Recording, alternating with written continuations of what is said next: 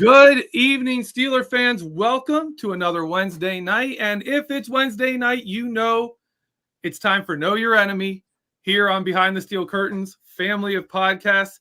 I'm your host, Geoffrey Benedict. Here with me, as always, Shannon White. Shannon, how you doing? I'm doing great. Good to see my buddy Frank here with us and ready to talk some Bengals Steelers football. Yeah, and here with us to talk Bengals football. The Bengals teach us more about the Bengals. Frank from the Unofficial Bengals Podcast. Frank, how are you doing? I'm doing great, Geoffrey. It's nice to finally come on the air with you. And Shannon had a blast last time, my friend. Definitely. Yeah, I was not here for week one. It was a fun one. But week one, the Steelers had a really good result. I watched the show. I know no one was really expecting that result. I certainly wasn't.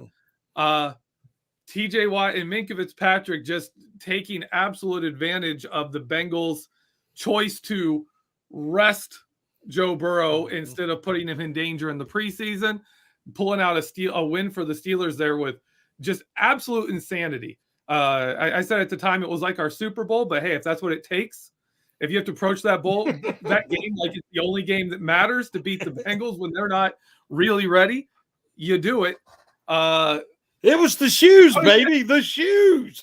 Yeah, it was the shoes. Remember that? Remember that commercial? I do remember the black Air Force Ones that had to be painted because they couldn't get enough black shoes, and they had to hire a guy to paint them. But they won that game. Frank, how bad was that moment for Bengals fans losing week one to the Steelers? How bad was that? Well, as you know, Geoffrey, when we play the Steelers, all Bengal fans are like, "Wow, this is Steelers week." So we put a lot of importance on playing you guys, and you caught us. You were way more prepared to play that game. TJ Watt was outstanding. Minka Fitzpatrick was outstanding. You beat us at home.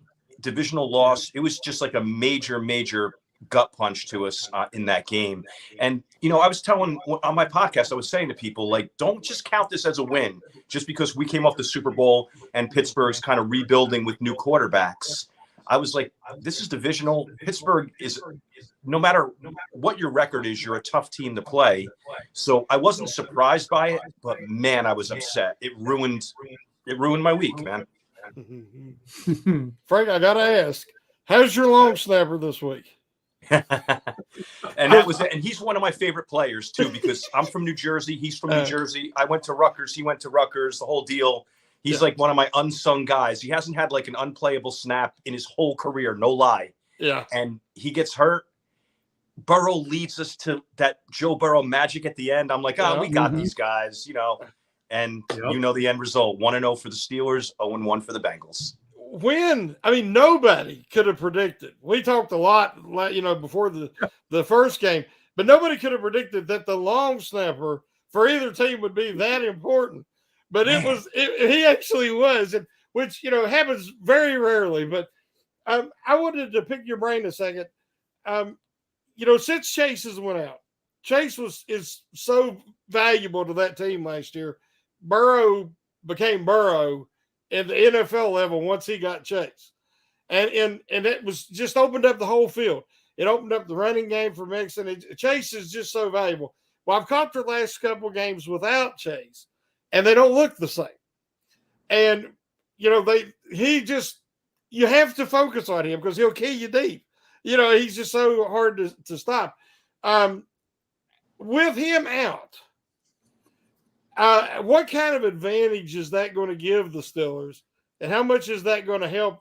Hopefully, the Steelers contain Mixon, because it looks like Mixon isn't having as much success running the ball with Chase out either. 100%, and that's what Jamar Chase does. Not only does it give you the big play, as we all know, he's one of those guys when you're driving down with 2 minutes left and it's a 3rd and 9. That's where Joe Burrow's looking. So there's a lot of that stuff. It's not just the big splash plays, but it really is hurting us not having him in the lineup. I know we put up big numbers against the Panthers, but that's the Panthers. No disrespect to Panthers fans, but without Jamar Chase in the lineup, it's a major difference. The teams are used to doubling Jamar Chase. So with him out, now they can take their pick if they're going to double Boyd or they're going to double Higgins. And it really takes a lot out of our offense. It's a major loss. And he's one of those guys. He's like a tank out there. He's he's not a lanky receiver. He's like a running back at receiver. And really one of those guys I was like, I can't even imagine this guy getting hurt. He's just too tough, but the injury bug can get anyone. Yeah. And it is true. We are a different offense. No matter if we put up monopoly numbers against the Panthers and against the Falcons, it is not the same team without Jamar Chase. The week before the Panthers, that awful loss to the Browns. What is it right now since Joe Burrow comes to the Bengals? 0-5 against Cleveland. What is going on with that matchup? And is that a rivalry? Has that ever been a rivalry? Is I just gotta wonder, how does that game become what it's become right now? Well, it is the Battle of Ohio, so people from Ohio get really serious about that game, and it is a rivalry. The Bengals were spawned from the Browns, right, with Paul Brown, creating both teams and whatnot. But they have our number. I just don't get it. They play the rest of the league. They look pedestrian. They play us and they whoop us every time. And I'm going to attribute it to three things. We can't stop Chubb. We have a great run defense, and we just can't stop him. There's something about him. And the Myles Garrett matchup. And you guys know it because the TJ Watt matchup obviously was one of the main factors in you beating us week 1. So it's that same thing, having a dominant pass rusher that Jonah Williams can't stop. La'el Collins is struggling. So it's really Myles Garrett and Nick Chubb is what's killing us. And I think some coaching too. I think Stefanski just knows how to game plan against us. And they are our kryptonite. And it's unfortunate because I watched them just get whooped the other day. On Sunday, they just got destroyed. And I'm like, this isn't the same team that comes in here and looks like the Super Bowl team. And even with Mayfield, they were doing it. Like, Joe Burrow hasn't beaten Baker Mayfield. I know he beat him this last game with the Panthers, but, man, the Browns have our number. Just like I think we have the Ravens number. I think that, us and you guys, we have a storied history. I mean, we could talk hours about the history, and you guys have really beat up on us over the decades. You really have. But at this point in time, even though you guys are a little down, it's still kind of like, give and take. You don't know who's going to win those games. But when we play the Ravens, I feel pretty good. When we play the Browns, I feel pretty bad. They should have a trophy for any team for any team in the AFC North that sweeps the other two, like the Ravens, Browns, and Bengals. They should have a Paul Brown trophy for if you sweep the other two teams, you get the Paul Brown trophy. I love it. The Ravens, like the Bengals came for Paul Brown. The Ravens are the old Browns. The Browns kept the name. The Browns are the one that wasn't started by him, and they get the history. They should have that. That is a thing they should have. So you have and I think all the of Steelers us would have three. won it a couple of times. You have us three inbred teams, I guess, and you guys are the only pure ones, right? Yeah, it's Rooney. It's the Rooneys versus Paul Brown. Yeah. Still to this day. I really want to know, how do you feel about the investment the Bengals put into the offensive line? Because the Steelers' offensive line, they're very similar in the fact that the Bengals, the line really held them back last year. They won in spite of a lot of times, which the Steelers have been going through that for the last few years.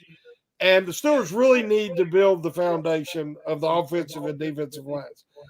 The Bengals did that this offseason. They really went out and spent some money there and invested in that. How do you feel that the turn? Well, not turn. How's the investment look so far? Yeah, Shannon, that's a good question. And I'm gonna, before I get into that, I'm gonna parallel that with you guys. You guys are experiencing that now. Like, I don't want to get on your individual players, but your offensive line is not playing that great, and you're seeing Najee not put up the same numbers. I know he had 99 yards last week, but he doesn't have the same holes to run through, or as other guys in the league, or as he should. And I think that your offensive line is slowing down the development of Pickett too. That's just, I mean, you guys are firsthand. You know that better than me. But just as an outsider, that's what I'm seeing. Now, to go to the question about the investment in the offensive line, it was scary because I thought, going into the Steelers week 1, I'm like, all right, the offensive line is relatively fixed. And, we're bringing in La'el Collins, who I'm thinking is like the big bully in the room. And our bully got bullied by your bully. So it was a big shock. But I'm going to say that we signed 3 guys. And Kappa, Karras as a center, and Collins as a tackle. Kappa and Karras are playing very well inside. You can't tell that because Joe Burrow's getting assaulted, but really the where it's coming from is really on the outside. So 2 of the 3 signings have been good. La'el Collins has been up and down. He's getting old. He's got a back problem. So yeah, it was a surprise. I thought we just kind of fixed it and we were going to be set. Although I'm not a big Jonah Williams fan. As a Bengal fan, I don't want any of the Bengal fans to hear me say that, but since I'm on your show, I can say that he is a liability, and it's showing up because he got killed by Garrett. And even you guys, when you played us week 1, normally TJ Watt is on the right tackle, and he was a lot of that game, but he was switching over a little bit because everyone knows that Jonah Williams is vulnerable. So, Shannon, it was a big surprise. I thought we fixed it. We didn't. And Joe Burrow continues to get pounded to the point where I'm just hoping he could be normal. Since week 2, after the first 2 weeks where the Bengals really, that was, Joe Burrow's preseason, the Bengals are now 5-2 in that run. They had a bad loss to Cleveland, of course, just 2 weeks ago. Looking at this game, we've been penciling this in as this is going to be rough. This is going to be a really rough game, but it's incredibly important. If the Steelers win this, it's 5-5 and 4-6, or 5-5 and 4-6. It's 3-6. I don't know, 4-6. Yeah, you'd be 4-6. I'm sorry, my brain just went crazy. Yeah, we're within that's doable, and we have the Bengals swept. All we have to do is gain a game, and we're ahead of you for winning the division, making the playoffs, all of that stuff. If the Bengals beat the Steelers, 3-7 is really hard to get back into the race at that point. So this game has become especially for the Steelers, we have to win this if we want to have this season bounce back to relevance and not just be, oh yeah, we got to 500, okay, whatever, kind of a goal, but to have a real goal and a shot at anything. The Steelers have to win this game. And you're talking about the struggles of the offensive tackles. TJ Watt is back. Alex Highsmith has been blossoming. Really, this season has shown up and become something special. Are you feeling confident in this game, or does the Steelers' return of TJ Watt have you feeling like maybe the Bengals are behind the 8 ball on this situation? Geoffrey, I'll tell you, man, I'm not looking at this as an easy game. I mean, that would be an insult to the Steelers, and I don't care if the Steelers are 3-6, they can still play with anybody in the league. You have a great defense, you're a tough team, your front 4 on the defensive line is incredible. You have the backs, you have the receivers, you have the tight end, you have a lot there. So 3-6 isn't really representative of your club. And yeah, I didn't realize how big of a game it is for you guys, actually, because if you go 3-7, that's kind of like the kiss of death. If you go 4-6, now you're heading back into the hunt, and especially if you beat the Bengals twice.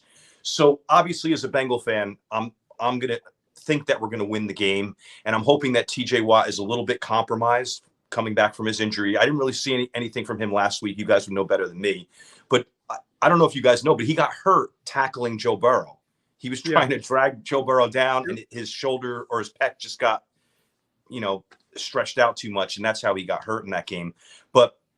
And Highsmith was devastating that first game against us. They had him against Jonah most of the time, and he was like Joe Burrow's girlfriend. He was that close to him the whole time. So yes, I think the Bengals are going to win this game because we have to too. 5-5, you're still in the hunt, but 6-4. Coming off a big win, a bye, getting people healthy, beating Pittsburgh, getting that divisional win. It's really a big game for us too. It's more dire for you guys, but it really would set the tone for us. If we don't win, we're 5-5, and now we're struggling to try to make the wild card at that point. So I think that we are going to win the game. And I know you guys don't want to hear that, but Highsmith and TJ Watt are going to be a problem. Hayward's going to be a problem, but I think that we're going to scheme things a little bit differently than the first game because we saw what happened in the first game. We were like, all right, leave La'el Collins on an island with TJ Watt. He's Joe Burrow's bodyguard, no problem there.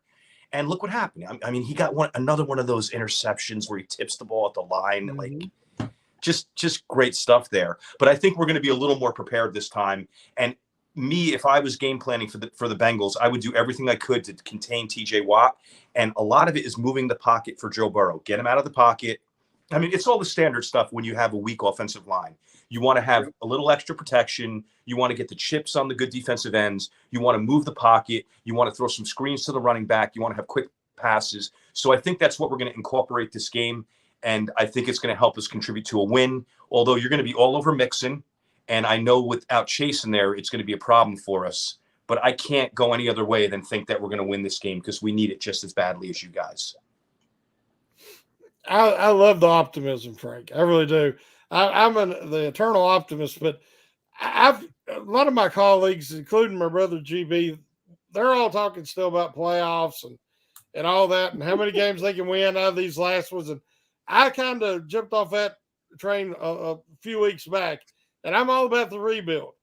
Now, I'm not saying I want them to lose, but I'm being realistic in that, you guys, you have the quarterback, you have the team to be a contender, the Ravens, the Steelers, and the Browns. Of course, the Browns got all kinds of issues at quarterback, but the Steelers are trying to develop a rookie quarterback, and we know the growing pains with that.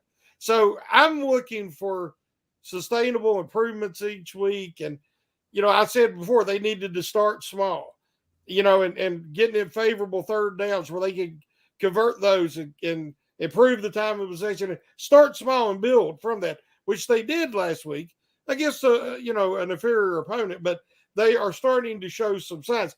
I'm not so much worried about the playoffs, and this game is important for reasons other than that to me, because I if they can continue to run the ball against a much better defense like the Bengals, like they did last week, and have some success that way, and that offensive line starting to gel and starting to play better together, execute better, more precise. That's what I'm looking for. And if they can do that, I do think the Steelers defense can hang with the Bengals without Chase, especially, and slow that down to keep the game close. And then it'll come down to a play here or there. Not trying to put everything on Pickett. That's why they need that running game. But defensively, I am very envious of your middle linebackers. Everybody knows I'm a big fan of Wilson and a big fan of Pratt. To me this year, what a little bit I've got to watch, Pratt's playing like a Pro Bowler. Now, I don't watch him as closely as you do, and I wanted to see what your opinion is, because every time I'm watching, even in the Cleveland game, he was the guy that was running Chubbs down. He was the guy that was tackling him in one-on-one situations. Nobody else was. To me, Pratt took the next step in his development this year. What do you think about that? I agree with you 100%. And obviously, as Steeler fans, you guys come from a great pedigree of linebackers. So I respect your opinion on this topic because you've seen a bunch of great ones. And yes, I thought Pratt had a very good year last year heading to the Super Bowl. And you look at him as more of a thumper type linebacker, but he's got range. He is, believe it or not, you wouldn't expect it, but he is kind of a sideline to sideline linebacker.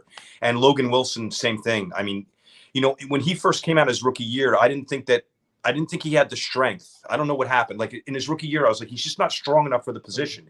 He's getting bowled over. He's missing tackles. People are breaking his tackles.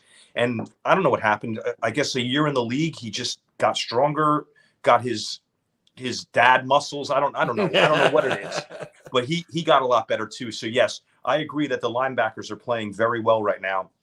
Although I don't know, Pratt against the pass is a little bit weak. I know he had the interception, so you see plays like that, and that stands out. But he's a little more vulnerable, although he's not asked to cover that much. But Logan Wilson is definitely having a great low-key year. The Bengals defense looking to get DJ Reader and Mike Hilton back.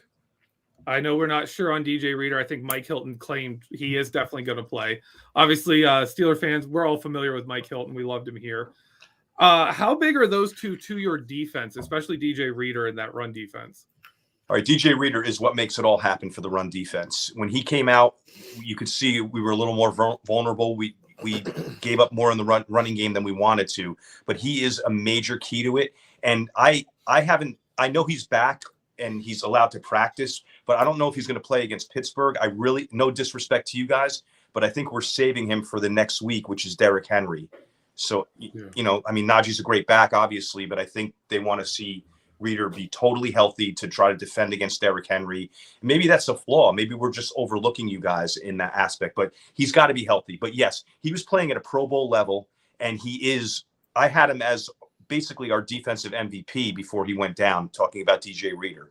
Now, Hilton, and I don't know what you guys saw as Pittsburgh fans, and you've seen much more of his career than I have, but he's a slot corner, and he's an in-the-box guy. And even though he's small, he makes a lot of tackles in the backfield. He blitzes well. He doesn't have this. When he was with you guys, he was putting up crazy sack numbers. He's not doing that here, but he's still disruptive in the backfield. But I love him. I'll give him an A as a player. Coverage is a little bit of a vulnerability at points, especially when he's on and see, you guys are nodding because you've probably seen it before.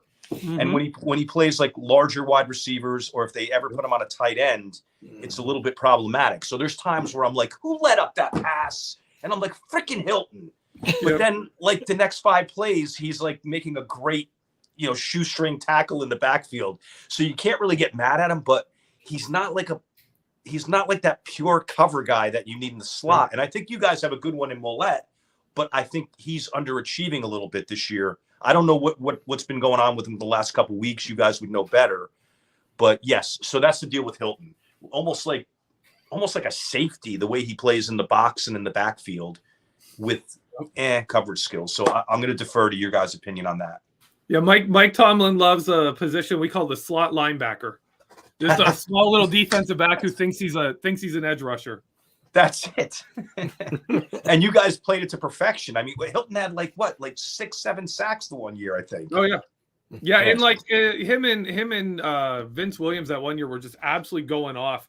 They had like double the tackles for a loss of any other players. It was crazy. I think it was early 2020. They just were going absolute ham, those two. Hilton's best attribute to me is how well he times up that moment the quarterback stops looking around and looks in to get the snap. And you'll have quarterbacks fake it. Hilton's just on his man. And then he looks back up, goes back down, comes back down. Hilton stay there, looks back up. The minute he goes down to actually get the snap, Hilton is off that guy and ready to blitz. That was always his best attribute in our defense. And he was just caused havoc because quarterbacks, you'd have to look. You have to pick up the ball and then look to see it. Did Hilton come? Did that guy come? Because I didn't get to see. Because he was that good. But yeah, any Steeler fan can tell you if you put him on an island with a decent wide receiver, it's not going to be good. Very true, and I like that deep dive in there into what he's doing when a quarterback is lining up. I miss him. I live for the pass. We're Steeler fans. We live for that pass rush, and he was just we'd have teams switch offensive tackles off of TJ Watt onto Mike Hilton, and TJ Watt would be coming unblocked because the other team was that worried about Mike Hilton. I'd see it, and I'd be sitting there rewinding the film, watching it again, being like, I don't believe they're doing this, but they would do it. What's going on with McPherson? Because I mean, he had such a magical rookie year, and then the whole, watching halftime from the sidelines and everything, and he took a lot of grief for that. And I figured he'd come back this year and build on that, because it looked like the AFC North was loaded with Tucker and Boswell and McPherson. I mean, in all those teams, that kicker is so valuable the way their offenses are set up. But he doesn't seem to be on the same page this year, or the same pace as he was last year. Is there something going on that we're not seeing? Yeah, I think there's a couple things. And one, I call Evan McPherson, or at least I called him last year, the Joe Burrow of kickers. You guys probably don't know the inside stuff on him, but he actually practices slowing down his heartbeat. So when he's faced with a crazy situation, high pressure, he's I guess a little more calm than the average person, because he's actually practiced those kind of inner body techniques, whatever. But so I consider him the Joe Burrow of kickers because he's so cool. He's so talented. He doesn't get phased under pressure. What I think is going on this year, and this is probably a bad excuse because I really like him as a player. So anyone out there, don't trust me on this. This is just the homer's opinion. But I'm almost going to blame it on the long snapper, having the new long snapper. And he's missed a few. Some of them have just been on him. But there was 2 in particular that he missed that were like high snaps or snaps like behind the holder where he had to come down with it. So as a Evan McPherson apologist, I'm going to say 2 of those weren't his fault. The other ones, I don't understand why, but I still, hey, if we're playing you guys and we need a 59-yarder to win it at the buzzer, I would bet $100 that he's going to hit it. So I don't know, Homer or reality. I still believe, Shannon. I still believe. All right, we're going to take a quick break. We're going to do a quick commercial break. If you're with us on YouTube, just stay with us. We'll just pause here for a minute, and we'll be right back. Brian, cut the tape now. And we're back here with Frank from the Unofficial Bengals Podcast. Frank, overall for the Bengals offense, right now, obviously without Jamar Chase, what do the Steelers need to do to disrupt the Bengals offense and really keep them low scoring? If you can look at the Steelers score lines and know if our opposing team scores 20 points, we're losing that game. We're not winning that game. But what do the Steelers have to do to keep the Bengals down to around 17 points in this game? Yeah, Geoffrey, before I go into that, you are so right. I couldn't believe the stat. I know you guys scored 20 last week, but I think prior to that, you hadn't scored more than like 15 or 16 in any of the games. And I was shocked because you really do have weapons. I know the offensive line is struggling, but look at your receiver core. Even without Claypool, it's a good group. Freiermuth is a great tight end. He's at the top of the position in the league. And Najee, like I just don't understand why you're not putting up more points. You guys are better equipped to talk on that than I am. Well, sorry about that. I heard the bell there. Yeah. But as far as what you guys need to, I thought you were cutting me off like at the Oscars. No, shit, we need to get the What you simply need to do is what you did last game. If Watt and Highsmith and Hayward in the middle can keep causing that pressure, you're going to get to Joe Burrow. You're going to affect his passing. They're going to be trying to force it to Mixon. You guys are going to be ready for that. So really, it's up front because I don't believe in your secondary, and you have a couple injuries. Obviously, Minka with the Joe Burrow appendix injury is going to be out. Witherspoon is still nursing that hamstring. So you're down a little bit. And even the first game, that's how I was. I was like, oh, my God, we could kill this secondary.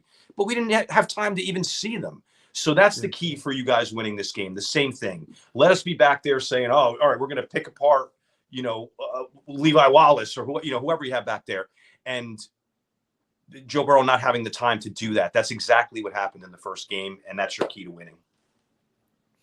Yeah, the defense is always the key for the Steelers because I was looking at the standings and everything and points for and points against. And it just, I seen 140 points on the season for the Steelers. The longest touchdown scored 8 yards. Pickett's played 5 full games, got 2 touchdowns. And I mean, just the numbers are really staggering. And yet our offensive coordinator, Matt Canada, still has a job. And, people's like, well, you got to give him credit because they look better against the Saints. I think one of 2 things happened. I think they took some of the responsibility away from him, and that's why they look different. It was more of a simplified approach. I think they approached Najee Harris and said, hey, you got to quit tiptoeing around. You're going to have to run like you're 6'2" and 245. I think that they said, hey, guys, you got to take some pride in your performance on the offensive line, and you're going to have to, execute these blocks and hold these blocks. And they worked together and they played better. But I stopped short of giving Canada credit like a lot of people wanted to. With that in mind, what can the Steelers do to attack the Bengals defense? I mean, give us some secrets here. You're on our show, so you won't get in any trouble. What should the Steelers need to do to exploit the Bengals defense? Okay, so what's going on is with Cheeto Awuzie out for the year, he was like our shutdown corner. So now you're going to have Eli Apple and you're going to have Cam Taylor-Britt out there, who's a rookie.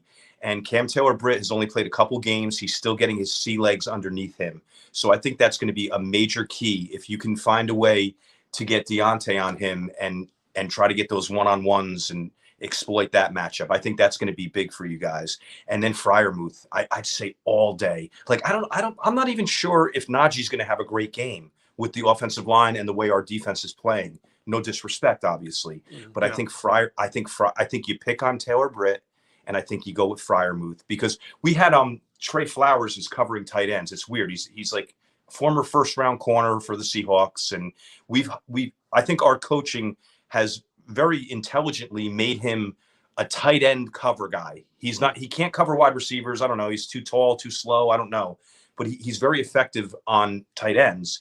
But he's banged up with a hamstring injury. So your key, exploit Taylor Britt and get it to Freiermuth early and often, and Pickett scrambling too. If we're not spying him, I've seen he's been very dominant with his legs in the games that I've seen from him. I think that's going to be a secret too, where it's like, 3rd and 13 and Pickett runs for 14 yards. So those would be the three things. I know they're not the sexiest things. You're not going to use Najee. You're not going to be bombing the ball downfield, but I think that's the key to you guys beating the Bengals from an offensive perspective. I noticed that the Bengals, before the Browns game, had not given up a touchdown in the second half to anybody. And then they give up a couple there to the Browns. I haven't really paid attention. How has their second half defense has still been strong in the last few games, hasn't it? Yeah, and Shannon, that's what was happening last year. And in Zach Taylor's first year and Lou Anarumo, when they, the couple years back, we were getting killed at halftime. Teams were coming out of the locker room and just destroying us. And I was like, you know what? This is bad coaching. These guys just don't know what they're doing. And for some reason last year, I started seeing it. The second half of games would come and we would start being the better team. And that's continued on to this year. I don't know what they're doing. I don't know what the genius or just the luck of it all is, but they're making really, really good halftime adjustments. And you have to give credit to the coaching staff. I know Coach Taylor isn't the most heralded coach out there, but offensively, we're coming out of the gate in the second half, scoring points. Defensively, we're shutting teams down. And that's the defensive coordinator, Lou Anarumo, seeing what worked against us in the first half and saying, no, we're going to eliminate it in the second half. The Browns are an anomaly. They just have our numbers. So, of course, we have this excellent streak going, and we lose that to the Browns as well. It was just like a total whooping. But anyway, so look out for that too. If you have some success early, we're going to probably game plan and make it a little bit tougher in the second half, and that is coaching. I'm gonna jump in here with a little bit on the Matt Canada question. I'm gonna say Shannon. I'm gonna say it's Shannon and everyone listening. I've been saying this. Matt Canada's offense works when the team he has can run the ball up the middle.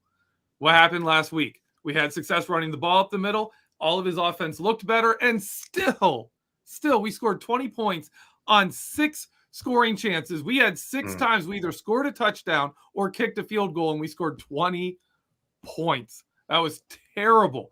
Absolutely terrible. We just cannot convert good drives into points.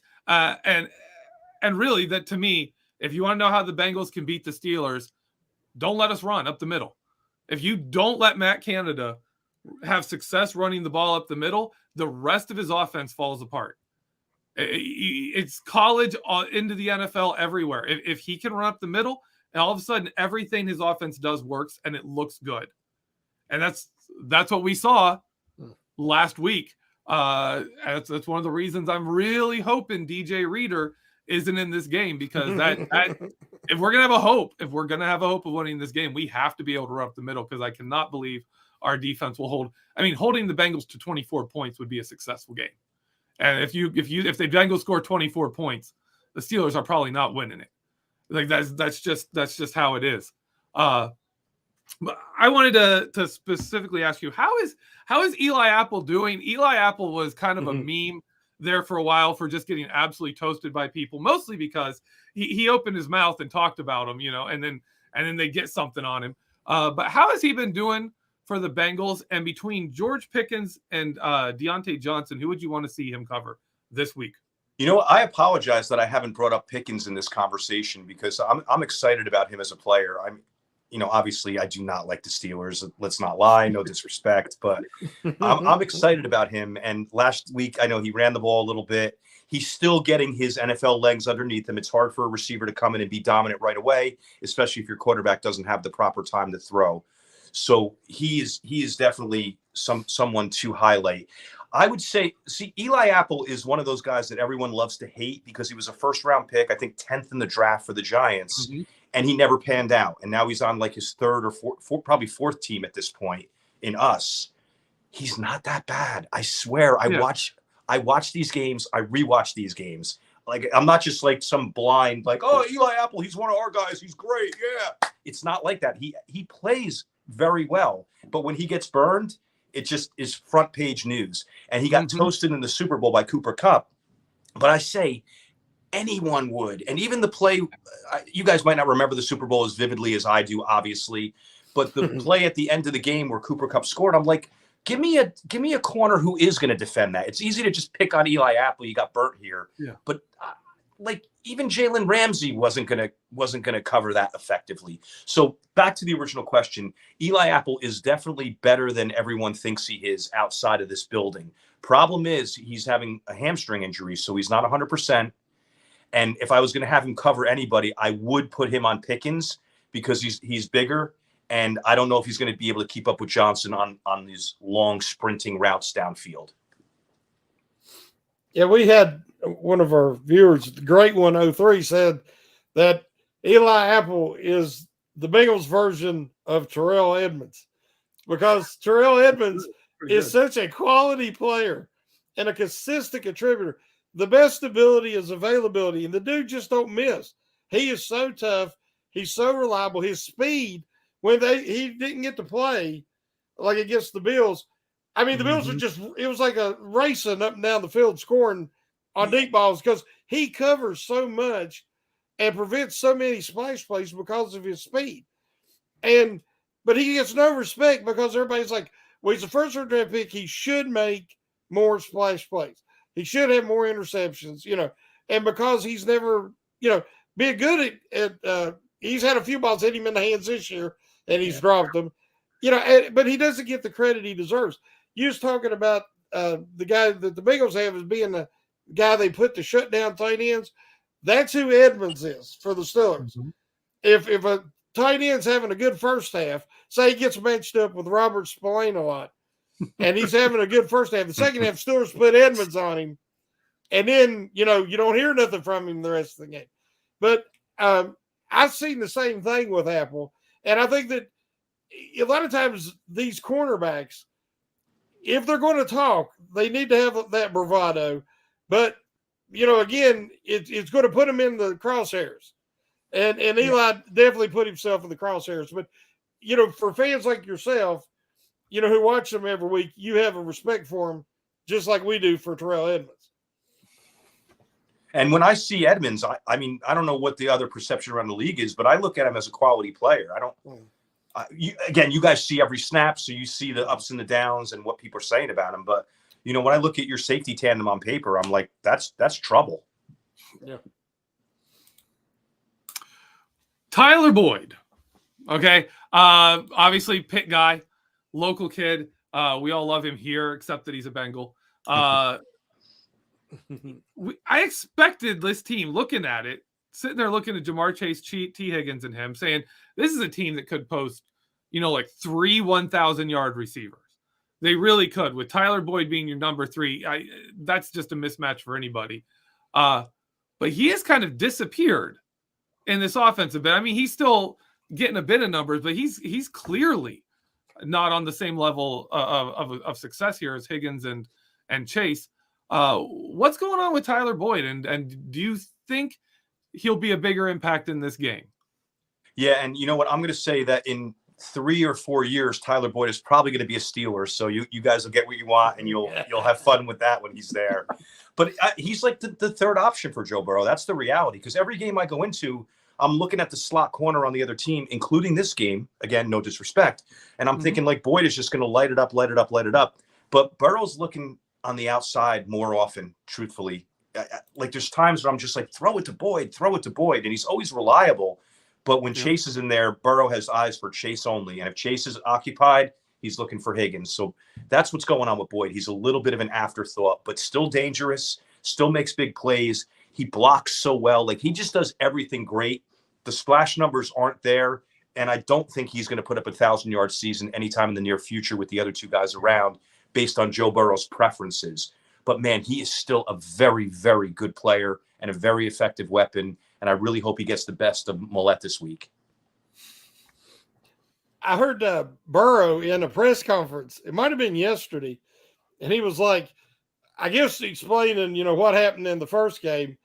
And, which we all said, that he didn't get to play any. They rested all the starters, didn't play at all in the preseason. So they were rusty, and he was coming off the appendectomy. And then you have this week now, Minka Fitzpatrick is, when these two teams play, somebody has appendicitis. I don't know what it is, if it's something in the water or what, but Fitzpatrick says he's going to play. Hopefully he does if he's healthy enough. But did you see Devontae Kazee's performance last week against the Saints? Because Kazee gives them an option where they don't have to leave Robert Spillane out there necessarily to be a coverage liability. Because if they go three safeties, which we didn't get to see Fitzpatrick last week, but if he plays, I think that could be a big difference that Burrow might not be considered. And he says, I ain't going to throw 4 interceptions this week. And I doubt he does. I mean, I understand. But I'm just saying that might be something that different for the Steelers matching up with the Bengals from the first game. Did you get a chance to see him play against the Saints? No, but I know that he had an interception. Am I correct in that? Yeah, and he had some big pass breakups too. Yeah, I didn't. I confess I did not see any of his action against the Saints. I really just saw the stat line on it. Mm-hmm. But Minka is crazy if he's going to come back and play after appendicitis this soon. It's just, you can't mess around with your core when you have. I know it's a useless organ, they say, but just. Again, he's a Steeler. I don't want him to do well, but as a human being, I don't want him to mess up his life. Yeah. It's not worth it. So I'm very shocked that he's going to play this game. And no, I guess you're going to surprise me with Kazee, and he's going to end up, like making some huge play in this game. And I'm going to call you out, Shannon. I'm going to be really upset. Okay.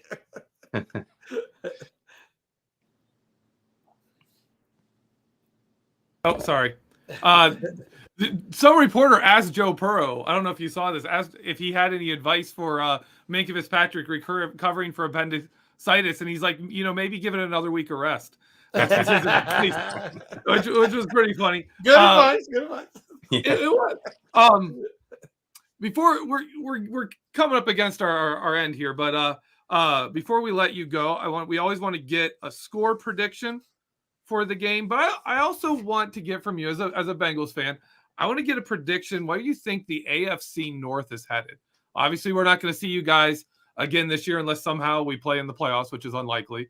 So how do you think the AFC North is gonna sort out at the end of this season? All right, here's the problem. I want to see the Bengals on top, and as the homer, I would say, the Bengals are going to win the division. Unfortunately, with our slow start, we're a little bit behind the 8 ball. And Baltimore has a really easy schedule. And we have the Chiefs, the Bills, the Ravens, you guys, Tennessee. It's like this gauntlet. So we're going to have to play like perfect football, and they're going to just have to play mediocre football just for us to tie them. So I don't think that's going to happen. It pains me to say it. So I'm going to say that Baltimore ends up on top. I'm going to say Cincinnati in second. And I'm not going to give my last two. I don't want all your listeners to get mad at me. But I think just say the Steelers finish ahead of the Browns. Just say that. Just say that, and we'll be fine. Okay, you know what? The Steelers finish ahead of the Browns because they have the tiebreaker because they beat them head-to-head or something. No, but I don't think a playoff berth is in your guys' future for this season just because you got a lot of losses right now. You're still figuring out the offensive line. Pickett is still getting his sea legs underneath him. So I think it's going to unfortunately be Baltimore at the top, but I don't fear them in the playoffs. I think Cincinnati's going to get some kind of wild card, and then you two guys are going to be, picking a little bit higher in the draft and rebuilding. But Shannon, that's what you said. You kind of thought that this year might be a little bit of a rebuild and regroup year, especially with the first year without Ben. I mean, that's huge. I know. We talked about it last time. Ben's elbow was so shot the last year and a half. I saw it. I was happy because I'm a Bengal fan, but I'm like, this guy can't throw downfield anymore. So obviously we know the result of that, but a great career from him. He gave you guys a lot of great moments and always kept you in things. So yes, that's the way the division shakes out. But I think the Bengals get to the dance, get hot at the end. We have the Chiefs number, the Josh Allen elbow thing. Don't discount that. That's major. And Cincinnati in the Super Bowl, even though you guys don't want it. And as far as I tell you, if you go back and look at the 2005 Steelers, they started rough, had to win, had a brutal end of season schedule. I know. I'm sorry. Apologies to Carson Palmer's leg. But we kind of put the record out there on how to do exactly that. Recover from a rough first half. Yeah. Come back strong. And go through. And the Bengals showed already they can do that. They don't have to be the number 1 seed to get on a roll in the playoffs. Yeah. So I want to get a prediction for you, the score in this game. Okay. Well, everyone always picks their team to win, so don't feel bad. Everyone always picks their team to win. I'm going to say 31-3 Steelers. No, I'm kidding. And if that happens, I'm not coming on the show ever again. You have it here first. I have the game, and on my own podcast, this is what I said, and I didn't put a lot of thought into it. I just said 24-16 Bengals. I'm thinking you guys are going to kind of score what you normally score, and I'm thinking 1 touchdown, a bunch of field goals.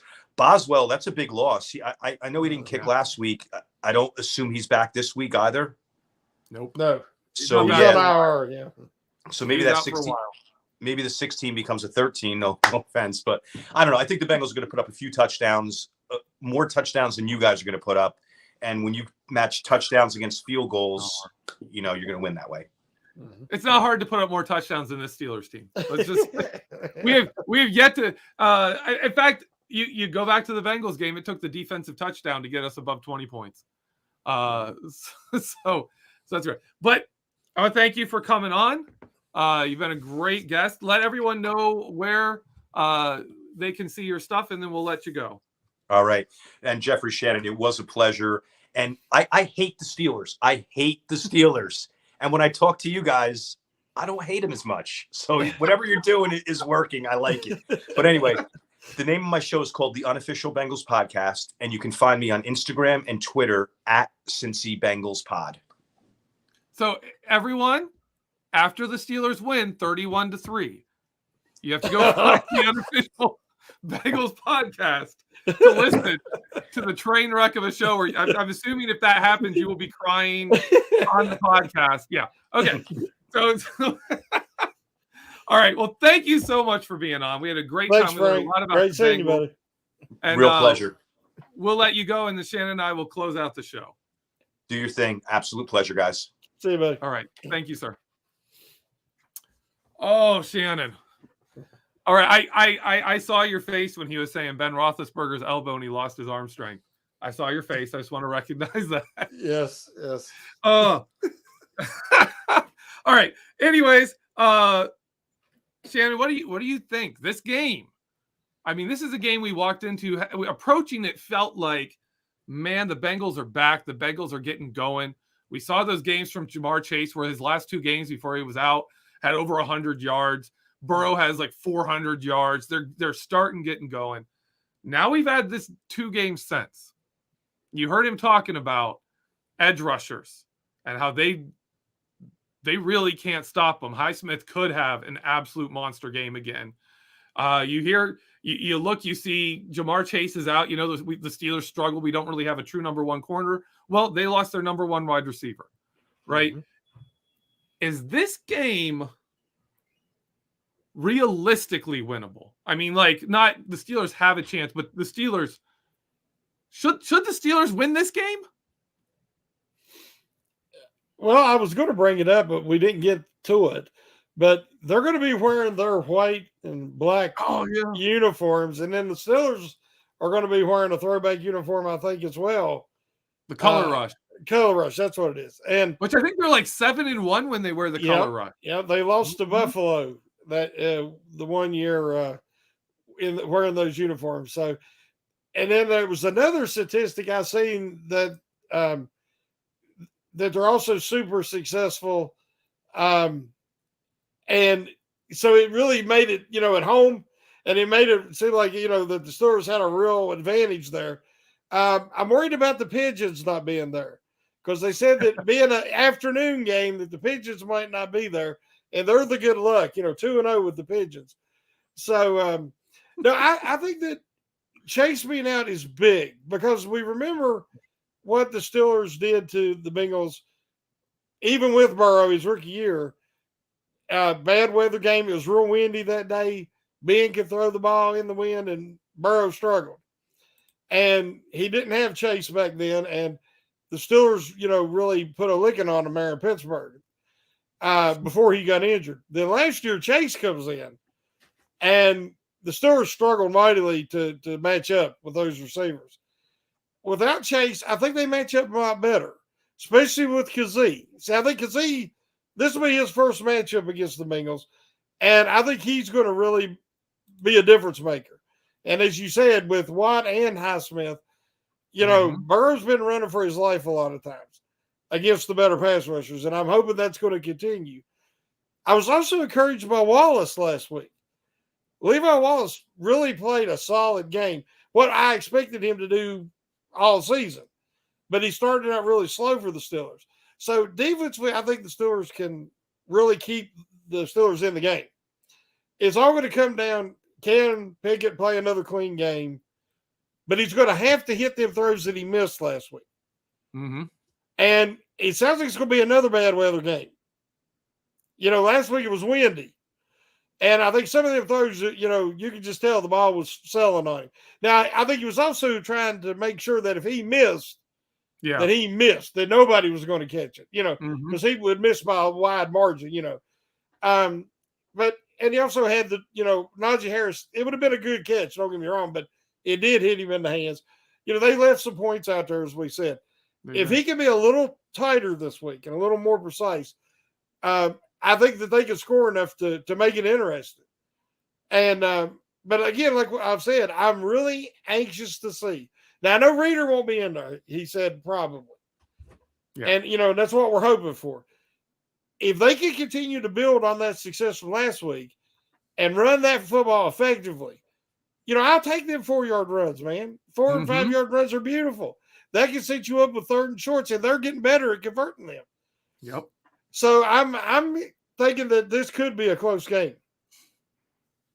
I think so too. I'm talking myself into really thinking the Steelers not just can, but really should win this game. The door is open for them. The door really is, with Jamar Chase out, especially if Reader's out. The door is open for you to really do this. Mike Hilton and their nickel, who cares? We don't run 3 wide receivers right now that much anyways. So I think this really has a chance for the Steelers to do something special, especially if like you said, they can romp the ball at the middle.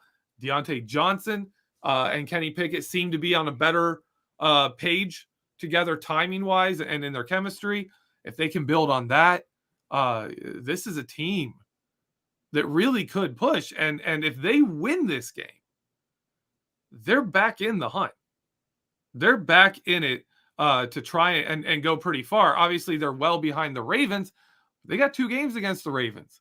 Mm-hmm. You are pretty close to controlling your own destiny inside the division if you win this game, the Steelers. So that's big. That's big. I really was ready to give up on this season, and TJ Watt came back, and I was kind of jokingly saying the Steelers were going to go 9-8. But man, that's kind of in the cards. That's kind of there, hanging on. That's in the picture. That's still feasible. So it's crazy to me. If you think about all the guys the first game, Warren didn't play. Not really. I mean, Sims didn't play. Yep. Who can really be a mismatch in the middle of the field if they work him out of that slot some, which they're going to use some 2 tight ends, of course. And then Kazee didn't play. For Hilton. And then Kazee didn't play. So, I mean, those are three difference makers. And Pickens played, but he's definitely more of a factor now with Claypool gone. He's going to see more targets. So it's really, I can't put a lot into what happened in the first game because it's going to be so different. But when you look at everything on paper, it doesn't look like a blowout in any way to me. Then also, if you go back to that first game, what really hurt the Steelers the most, the real thing the Bengals had going was Jamar Chase, over 100 yards and a touchdown. And then Joe Mixon had something like 60-some yards receiving. He had a pretty decent game running, but Mixon always gets some yards, but it's never like he's taken over the game against the Steelers. Devin Bush is playing better. His coverage, at least in coverage and in run support, is playing a lot better than he was week one. At least he's going in the right direction. Oh yeah, Mixon. Yes. Devin Bush in week one, I was sitting there saying, well, better than he looked in the preseason at least. I was stretching there to get it, but now he's actually like, I was hoping he'd get back to that Mark Barron level of play where he's a reliable coverage guy, but not a great linebacker. I think he's above that right now. Not a lot. He's not what you'd hope for a top 10 pick. I say he's better than Barron. I agree with that. Yeah. He is. He's playing a lot better. That linebacker core is going to be hard for them to exploit. Is Miles Jack coming back for this game? I thought he'd come back to practice today. Yeah. So I would assume that means yes. Yeah. I assume it does too. But I just called it up. He's not even listed on the injury report, so I'm guessing he's back. But the linebacker should be better. I don't think we're going to see them have a lot of trouble with Joe Mixon, especially in the passing game. And without Jamar Chase, the Steelers can cover T. Higgins. The only time T. Higgins gives them trouble is when T. Higgins is on Cameron Sutton and they're having to shift help over to Jamar Chase's side, and you've got Cameron Sutton one-on-one with T. Higgins. That's not a matchup Cam Sutton's going to win, right? Yeah, don't forget the Pierre play last year. Oh, I know. That was bad. That was pretty bad too. Well, James Pierre is not equipped to deal with any like deep threat wide receiver. He's just not built for that. Yeah. He's just not. You got to know your limitations of the guy you're playing. Yeah. But that shouldn't be an issue. Like I sit there and look and I say, like, yeah, Tyler Boyd always has a good game against us, but does that matter? It doesn't matter if Joe Burrow doesn't look his way. And I mean, I'm not afraid of Hayden Hurst. Like that's like your tight end issue there. Like no one's afraid of. I'm not really afraid of this team right now. Their defense is solid, but honestly, with T.J. Watt, if T.J. Watt and Minka Fitzpatrick and Dante Kazee all play, like and Miles Jack, they all play, I don't think the Bengals defense is better than ours. And I'm not afraid of that offense. I think this is a good matchup right now for the Pittsburgh Steelers. No, I agree. All right, with that, we're coming up on an hour. Shannon, your prediction for this game? I've been thinking about it, and I've kind of, a lot of times I want to pick 20 points, 21 points, because that's what the Steelers, 21 means 3 touchdowns a lot of times. Yeah. And it's just hard for me to imagine that. So I'm going to stick with my prediction. And I hate to do it. But I'm going to say 24-20 Bengals. Well, that's about right. 24 points is about right for the Bengals, and 20 points is exactly the ceiling for the That's Steelers. what I keep seeing. I hope I'm wrong. Yeah. It'd be great if it was 24-20 Steelers, but I'm going to have to stick with that right now. I'm going to go. I think we're going to see a little things different this week. I think with Matthew Wright at kicker and Tomlin stuck with him, they signed him off someone's practice squad. They cannot cut him right now. He has to be on the roster for at least 2 weeks. So he is definitely here this week. I think you're going to see the Steelers be a little more aggressive. I think you're going to see them go for it on fourth downs a few times when they would have normally kicked a field goal. I think you're going to see that pay off. And I think we're going to see a defensive touchdown. I'm just going to put that out there. I've been calling for it. TJ for the Watt's Steelers? back.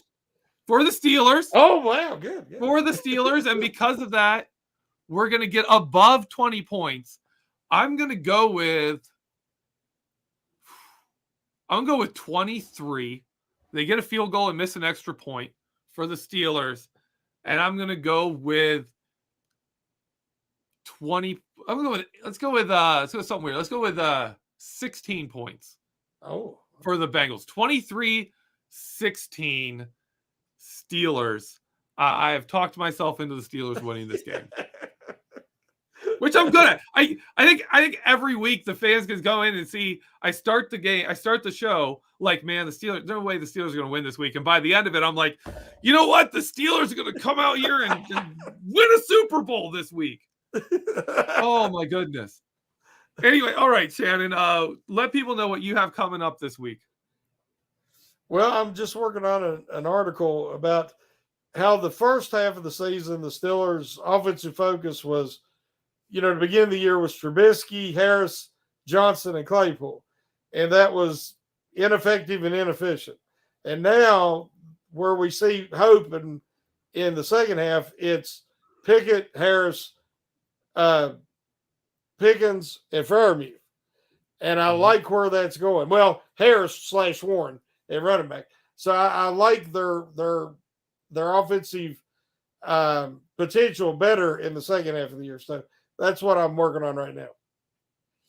All right. For me, coming up, Dave Schofield and I have a Vertex coming out. It may be coming out tomorrow about the improved usage of Deontay Johnson.